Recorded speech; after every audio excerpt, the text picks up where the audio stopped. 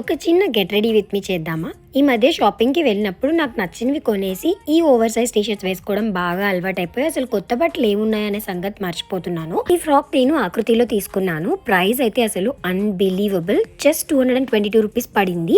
ఇంకా ఫ్యాబ్రిక్ వచ్చేసి cotton cloth అనమాట. వాష్ చేశాక కూడా క్వాలిటీ చాలా బాగుంది. 200కి ఇంత మంచి ఫ్రాక్ వర్త్ మామా, వర్త్. నా ఫైనల్ లుక్ ఎలా ఉందో చూసేయండి.